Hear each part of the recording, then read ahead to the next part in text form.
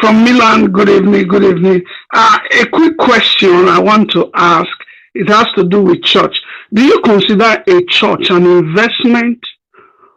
And number two, there is an issue that came up, and a lot of people were like, they paid their tithe in the church during the Naira redesign.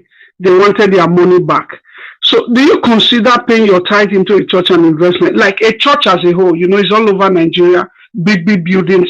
Do you consider those things an investment? How do you see so much big buildings everywhere and there is no job? Like, I wanted you to throw light on, are those things good investment, tithing in church in investment? Thank you. That's my question. Okay, now the first thing I want to say is I've seen a lot of comments and bashing of the church online from people that do not understand what the church stands for and how the church operates. So number one, I would say to people is whatever you don't understand, keep quiet or ask questions, because the church is both an organism and an organization. And the principles of the kingdom, the Bible says, if our gospel be hid, it is hid to those to whom the God of this world has blinded their mind. And there are a lot of people that are carnally minded that cannot understand spiritual things.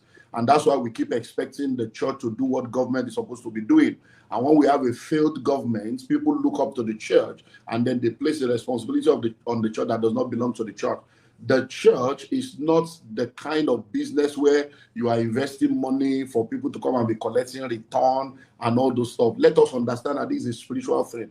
The church is both an organism and an organization. As an organism, is a living, breathing being, is a life force. But as an organization, the church is also an entity that should be run with organizational principles. And in any organization, there has to be income and there has to be expenditure.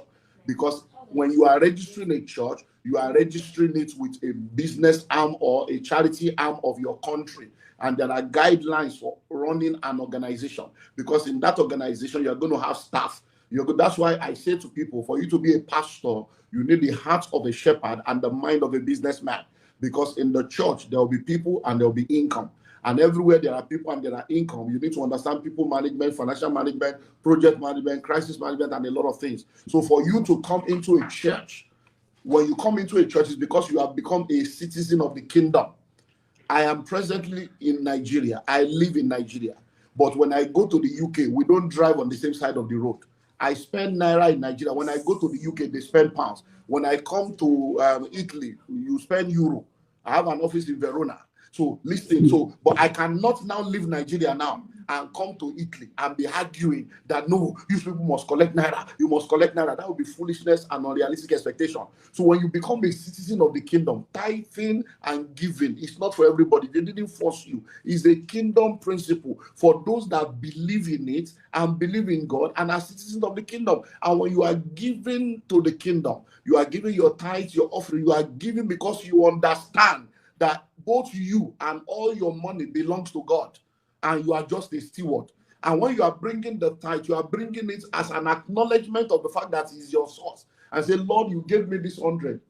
All I have is yours. But I'm bringing this 10 to acknowledge you as my source and to acknowledge you as my God. You cannot now turn and say they should come and be refunding your money. These are carnal-minded things. These are, if you are not ready to serve God, serve devil. It's not by force that everybody must go to heaven now. There is still vacancy in hell. But don't now live your natural life and come into spiritual space and be messing up spiritual things and be muddling waters because you lack understanding.